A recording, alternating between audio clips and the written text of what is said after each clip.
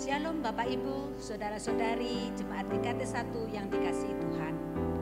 Apapun keadaan kita hari ini, kalau kita bisa beribadah hari ini, itu semua karena kemurahan dan anugerah Tuhan. Hari ini kita masih beribadah secara daring. Mari kita tetap menyembah Tuhan dengan sungguh-sungguh, tetap semangat beribadah. Karena Tuhan hadir di tengah-tengah kita dimanapun kita berada saat ini. Selama kita hidup, mari angkat pujian dan penyembahan yang terbaik. Selama kita hidup, mari percaya dan imani bahwa kebajikan dan kemurahan Tuhan selalu mengikuti kita. Yakin dan percayalah bahwa keberadaan kita bukan karena kekuatan dan kehebatan kita, tapi karena kemurahan dan anugerah Tuhan yang melimpah.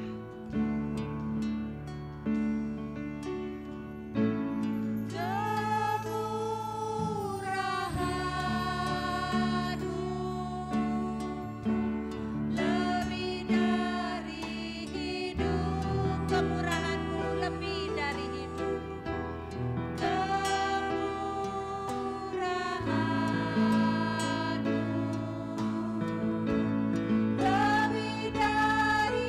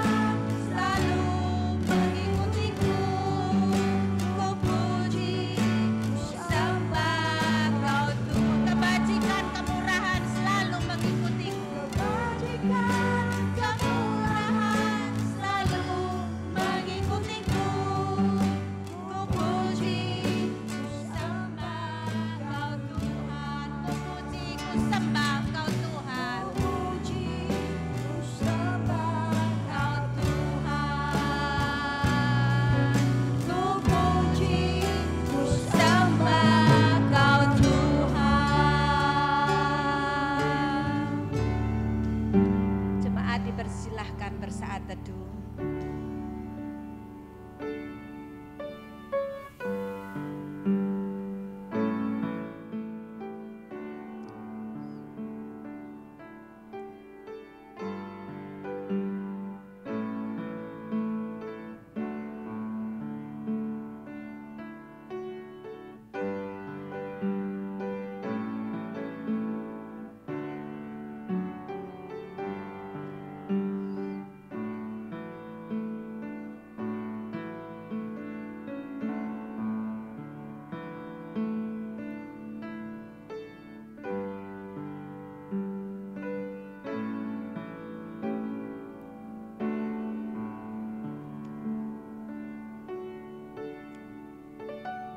Bersorak-soralah bagi Tuhan, hai seluruh bumi. Arahkanlah hatimu kepada Tuhan dan beribadahlah kepadanya dengan sukacita. Datanglah ke hadapannya dengan sorak-sorai. Pertolongan kita adalah di dalam nama Tuhan yang menjadikan langit dan bumi, yang tetap setia untuk selama-lamanya dan yang tidak meninggalkan perbuatan tangannya. Kasih karunia dan damai sejahtera dari Allah Bapa kita dan dari Tuhan Yesus Kristus menyertai kita sekalian. Amin. Jemaat yang terkasih, bagaimanapun kondisi kita saat ini, sadarilah, tak ada sampai hari ini itu karena kemurahan Tuhan.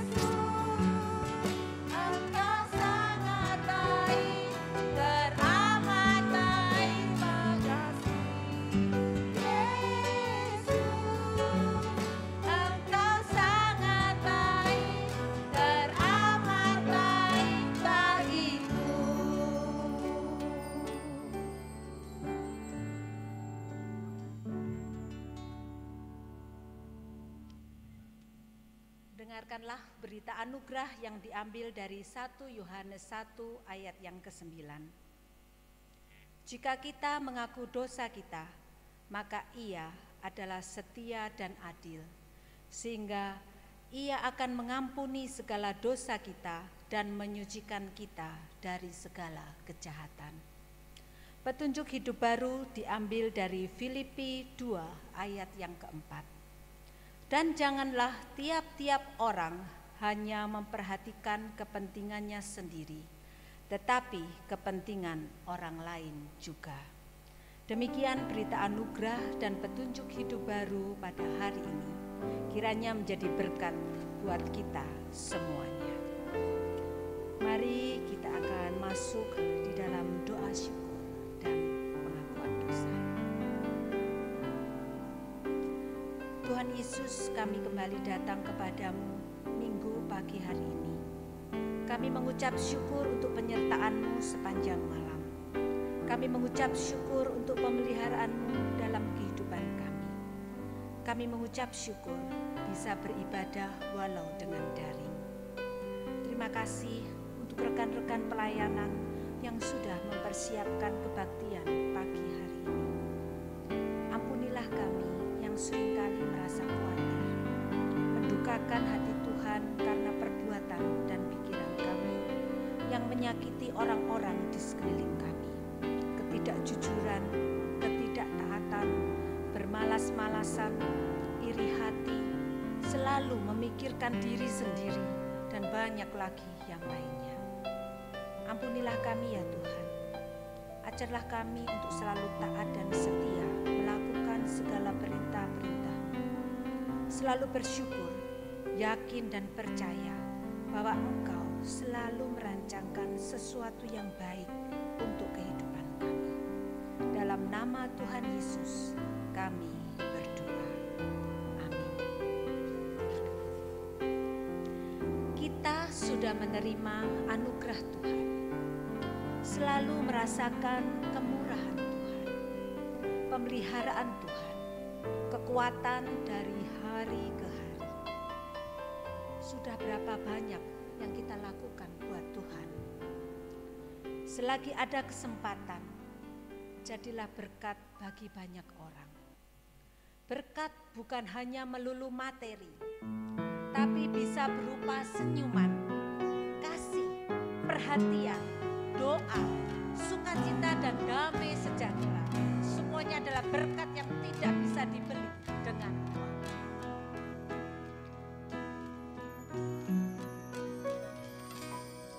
Hidup ini adalah kesempatan. Hidup ini untuk melayani Tuhan. Jangan sia-sia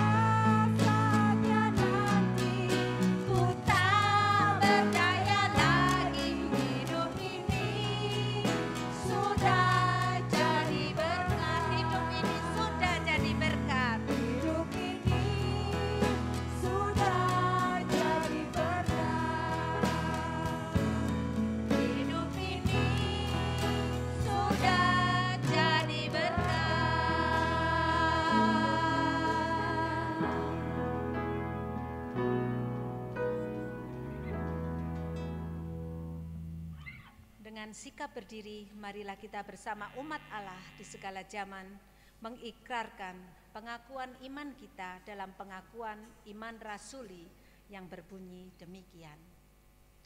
Aku percaya kepada Allah, Bapa yang Maha Kuasa, Khalik langit dan bumi, dan kepada Yesus Kristus, anaknya yang tunggal, Tuhan kita, yang dikandung dari Roh Kudus, lahir dari anak darah Maria, yang menderita sengsara di bawah pemerintahan Pontius Pilatus, disalibkan, mati, dan dikuburkan, turun ke dalam kerajaan maut. Pada hari yang ketiga, bangkit pula dari antara orang mati, naik ke surga, duduk di sebelah kanan Allah, Bapa yang Maha Kuasa. Dan dari sana ia akan datang untuk menghakimi orang yang hidup dan yang mati. Aku percaya kepada Roh Kudus, gereja yang kudus dan am, persekutuan orang kudus, pengampunan dosa, dan kebangkitan tubuh dan hidup yang kekal. Amin. Bapak, Ibu, saudara-saudari dipersilahkan duduk. Kita persiapkan hati kita untuk menerima firman Tuhan. Kita pujikan, penuhkanlah bejanaku.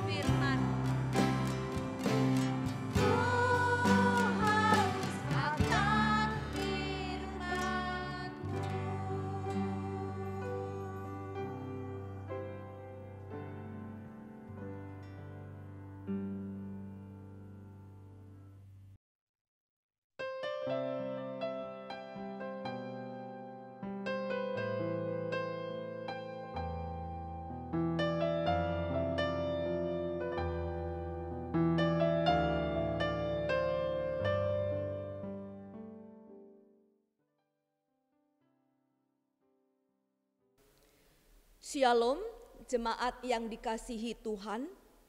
Puji Tuhan kesempatan yang Tuhan berikan bagi kita untuk tetap beribadah. Marilah kita berdoa sebelum kita merenungkan firman Tuhan. Terima kasih Tuhan atas kesempatan yang Tuhan berikan bagi kami kembali beribadah. Tuhan, siapkan hati kami mau mendengar firman-Mu.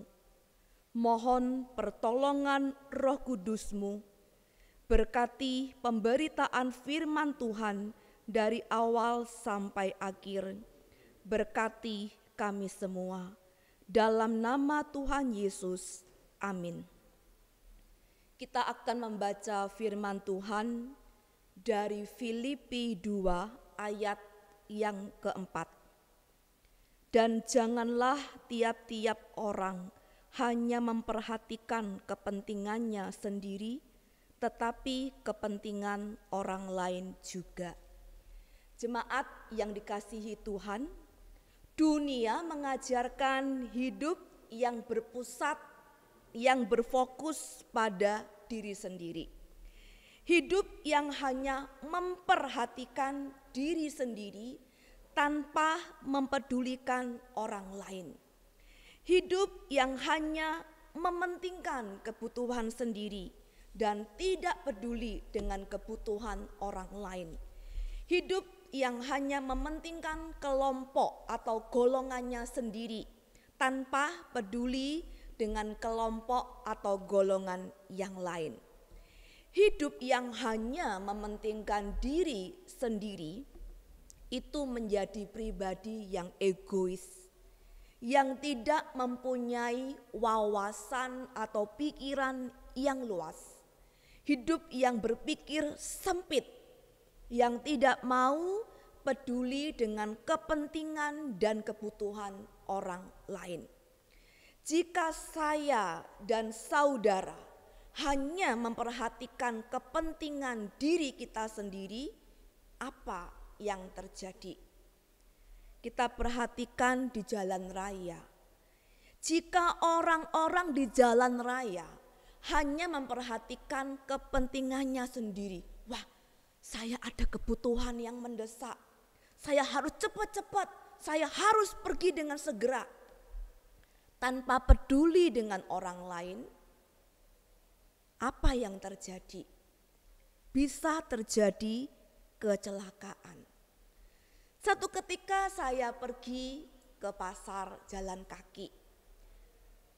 Saya kaget, tiba-tiba ada sepeda motor yang lewat, yang dekat dengan saya itu begitu kencang.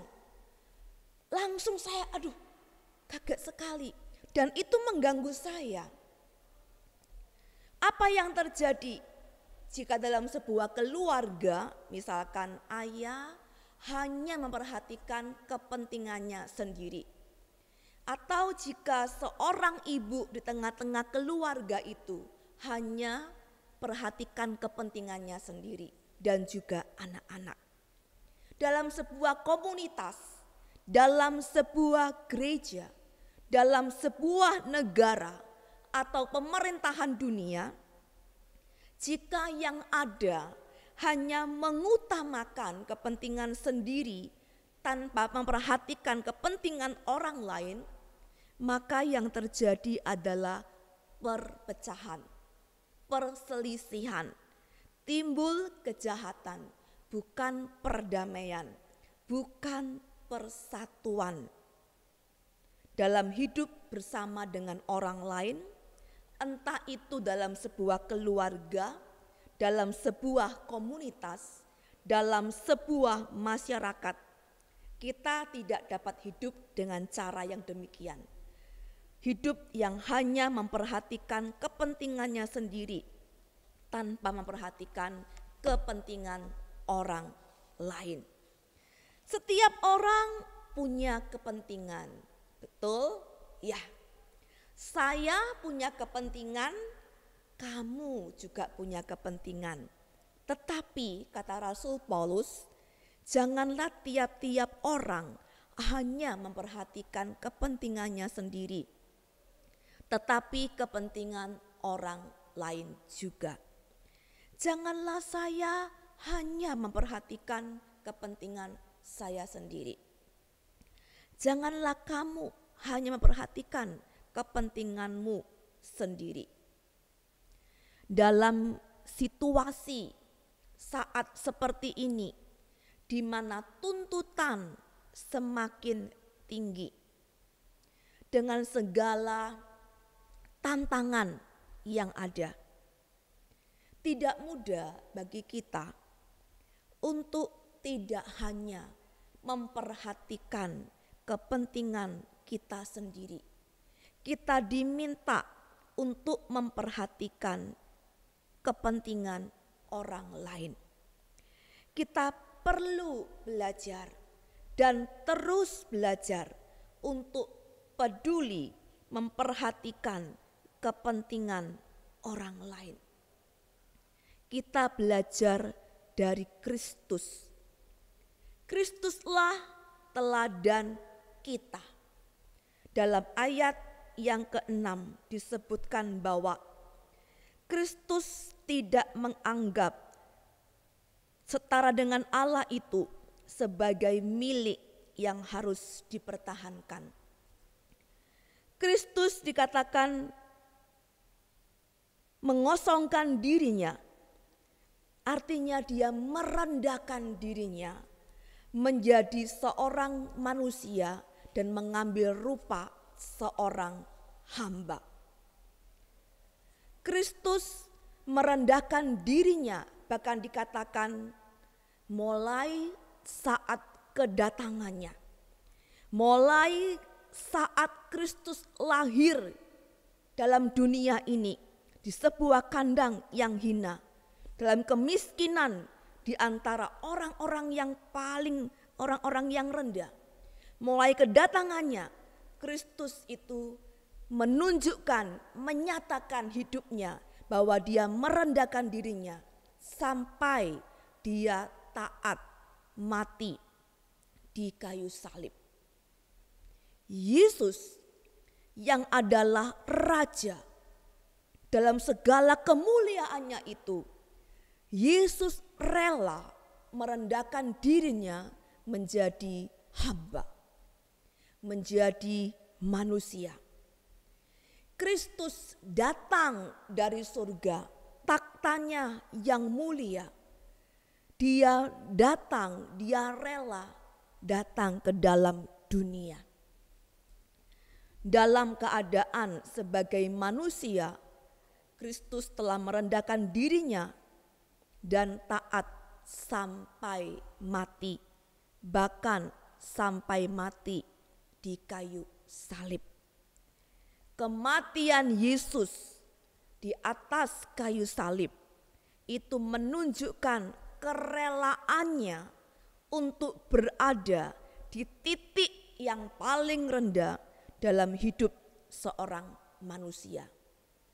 Kematiannya di kayu salib itu menunjukkan dia rela, dia menjalani hidup yang turun ke salib itu, semakin turun.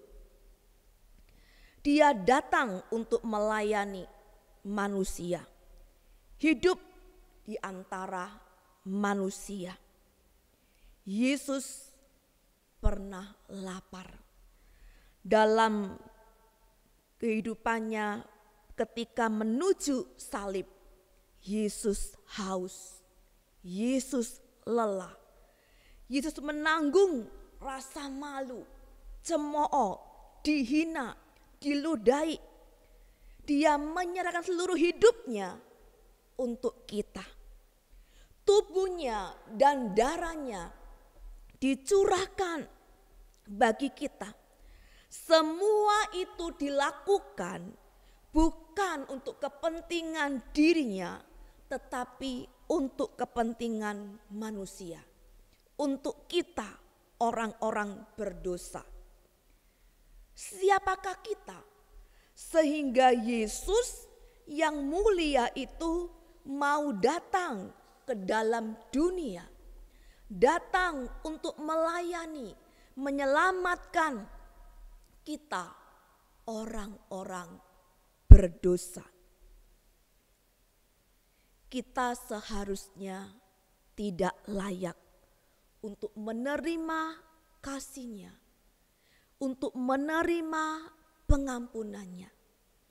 Kita seharusnya menerima hukuman, tetapi diberi keselamatan. Dia mengatakan, aku melakukan semuanya ini. Aku rela, aku merendahkan diriku. Aku rela mati di kayu salib, mencurahkan darahku demi kepentinganmu, untuk keselamatanmu. Ya, untuk keselamatan saya, saudara, kita semua.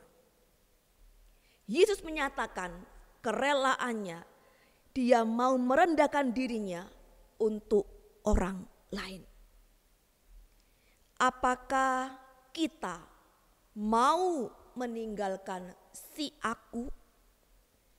Apakah kita mau meninggalkan keegoisan kita?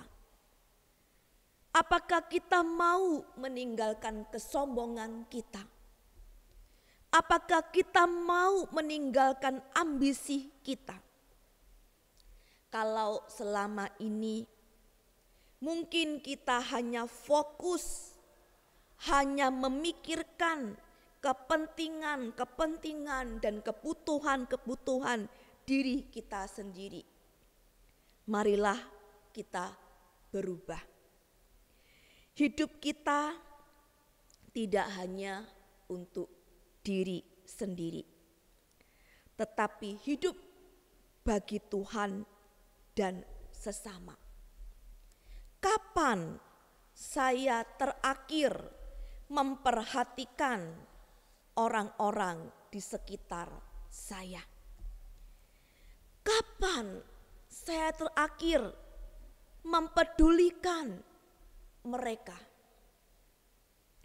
Kapan saya terakhir melakukan kebaikan bagi mereka? Kapan saya terakhir memperhatikan orang-orang yang membutuhkan? Kapan saya tidak hanya berdoa untuk diri saya sendiri, tetapi berdoa untuk orang lain? Janganlah kita hanya memperhatikan kepentingan sendiri, tetapi kepentingan orang lain. Kita memperhatikan bagaimana Abraham dengan Lot. Abraham meminta Lot untuk memilih terlebih dahulu tanah. Abraham merelakan haknya untuk memilih supaya Lot terlebih dahulu memilih, kalau Lot ke kanan, Abraham ke kiri. Hal yang luar biasa di dalam kehidupan kita saat ini, dalam masa new normal saat ini, kita terus memperhatikan kepentingan orang lain. Dengan cara apa? Ketika kita keluar rumah, kita harus peduli dengan kesehatan orang-orang di sekitar kita, dengan mematuhi protokol kesehatan, memakai masker, jaga jarak minimal 1 meter, sering cuci tangan, dan hindari kerumunan. Kita diminta untuk tidak hanya memperhatikan kepentingan sendiri, tetapi memperhatikan kepentingan orang lain. Bagaimana saya dapat memperhatikan sesama jemaat, sesama anggota gereja? Apa yang dapat saya lakukan? Apakah saya sudah mendoakan sesama anggota jemaat? Apakah saya sudah menolong mereka, memperhatikan mereka sebagai satu tubuh Kristus? Apakah saya dengan lingkungan sekitar saya sudah memperhatikan mereka? Mungkin memberi bantuan kepada mereka, berbagi dengan orang-orang di sekitar. Lakukanlah apa yang dapat kita lakukan untuk orang-orang di sekitar kita.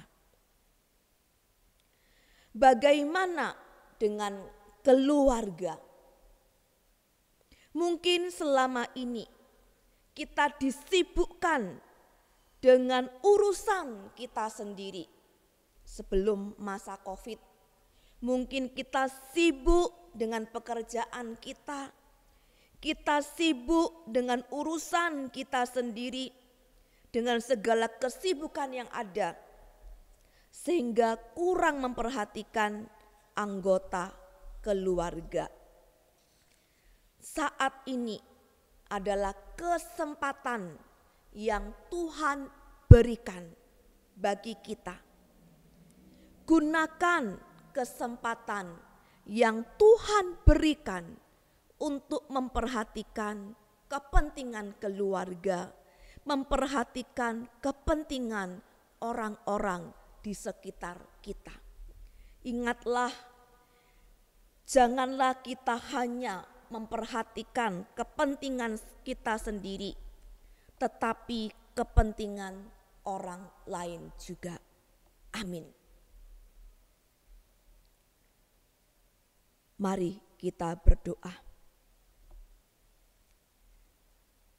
Kami bersyukur Tuhan atas firman-Mu. Mampukan untuk melakukan firman-Mu.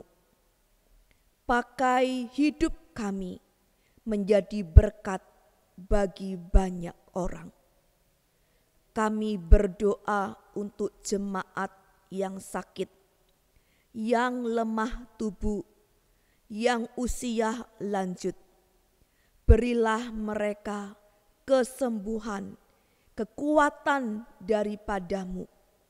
Kasih karunia-Mu terus beserta dengan mereka. Kami berdoa untuk anak-anak yang masih belajar di rumah. Kami berdoa untuk penyesuaian-penyesuaian yang ada, kesulitan-kesulitan yang ada. Tuhan, tolonglah semuanya. Bapak, Ibu guru yang mengajar dan para murid yang belajar dan keluarga yang mendampingi. Kami berdoa untuk bangsa Indonesia. Tuhan berikan hikmat bagi pemerintah pusat dan daerah dalam menangani dan pencegahan COVID-19. Tuhan, pakailah tenaga para medis. Berilah mereka kesehatan dan lindungilah mereka dalam menolong para pasien COVID. Dan pakai segala pengobatan untuk penyembuhan pasien COVID. Kami berdoa untuk uji coba vaksin, biarlah membuahkan hasil yang terbaik. Dan Tuhan membuat semuanya lancar dan berguna. Kami berdoa untuk kehidupan keluarga kami, masa depan keluarga kami.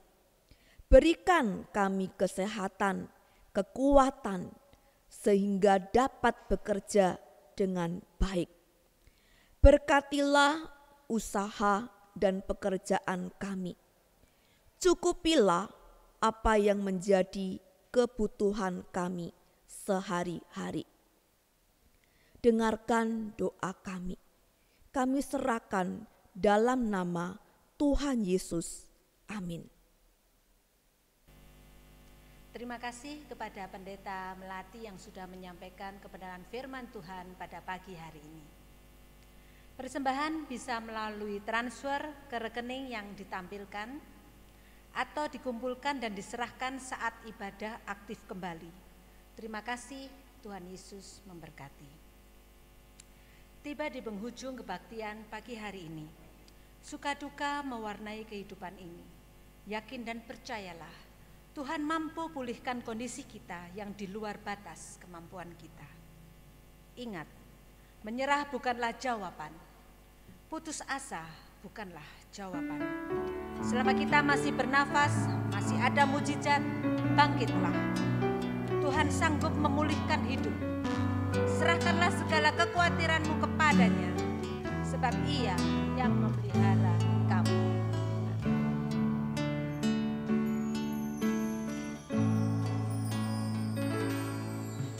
Tuhan tak pernah janji langit selalu biru, tetapi Dia berjanji selalu menyertai.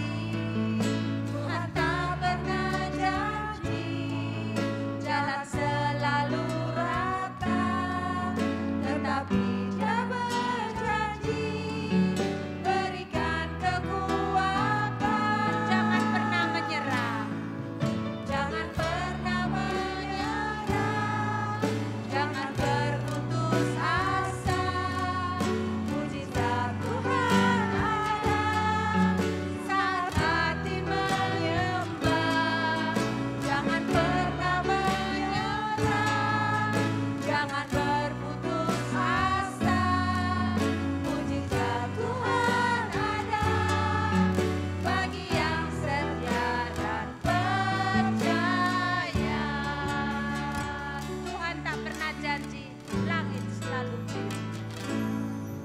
Tuhan tak pernah janji langit selalu biru, tetapi Dia berjanji selalu menyertai. Tuhan tak pernah janji jalan selalu rata, tetapi Dia berjanji berikan kekuatan. Jangan pernah menyerah, jangan pernah menyerah, jangan berputus asa. Mujizat Tuhan ada saat hati menyembah. Jangan pernah menyerah, jangan berputus asa. Mujizat Tuhan ada bagi yang setia dan jangan pernah menyerah, jangan berputus asa. Jangan pernah menyerah, jangan berputus asa. Mujizat Tuhan ada saat hati menyembah. Jangan pernah menyerah, jangan berputus asa. Mujizat Tuhan ada bagi yang setia dan percaya. Jangan berputus asa, jangan berputus asa. Mujizat Tuhan ada bagi yang setia dan percaya. Mujizat Tuhan ada bagi yang setia dan percaya. Tuhan ada bagi yang setia dan percaya. Mujizat Tuhan ada bagi yang setia dan percaya.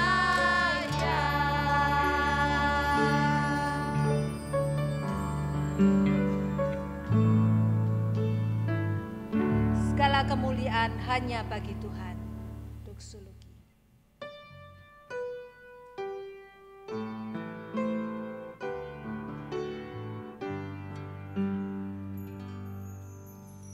Puji Allah Bapa Putra,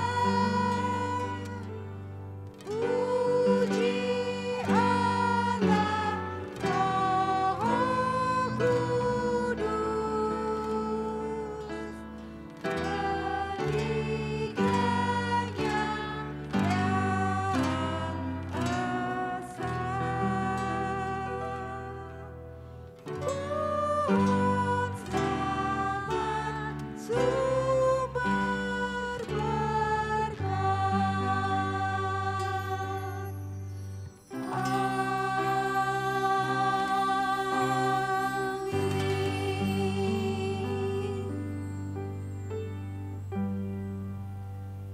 Semoga Allah yang adalah sumber ketekunan dan penghiburan mengaruniakan kerukunan satu sama lain sesuai dengan kehendak Kristus Yesus, sehingga bersama-sama dengan satu suara memuliakan Allah dan Bapa Tuhan kita Yesus Kristus. Jemaat yang dikasihi Tuhan, arahkanlah hatimu kepada Tuhan dan terimalah berkat Tuhan. Kasih karunia, kasih yang kekal dari Allah Bapa, keselamatan, damai, sejahtera dari Tuhan Yesus Kristus, kekuatan, penghiburan dari Allah Roh Kudus menyertai kita mulai sekarang dan sampai selama-lamanya. Amin.